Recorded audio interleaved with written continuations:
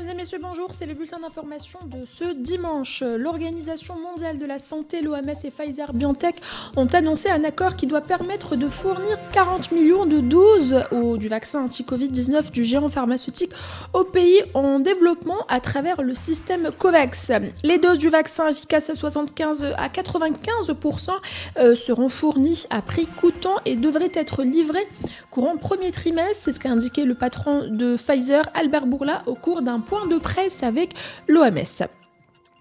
L'ANSEJ, le directeur général de l'Agence nationale d'appui et de développement de l'entrepreneuriat, Mohamed Cherif Ben Aoud, a annoncé l'adoption de nouvelles procédures visant à rééchelonner les dettes des entreprises, à effacer les pénalités de retard pour redémarrer leurs activités.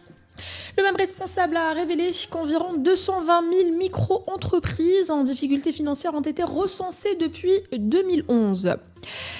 Le Front des forces socialistes exclut de participer à tout processus électoral.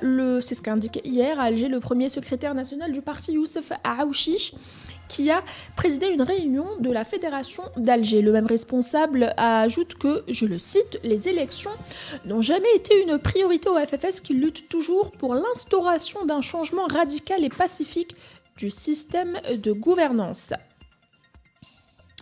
Le Conseil d'État français a suspendu le gel de la délivrance de visas de regroupement familial aux conjoints et enfants d'étrangers non européens résidant en France.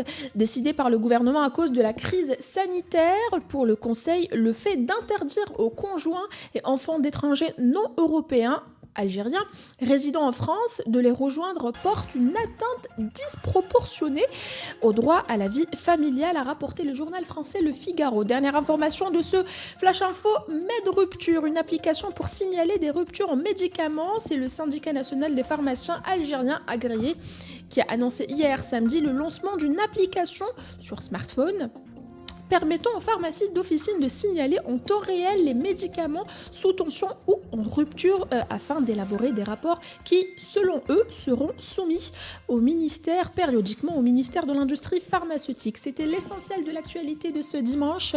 Retrouvez plus d'informations sur radio-du6m.net. Au revoir.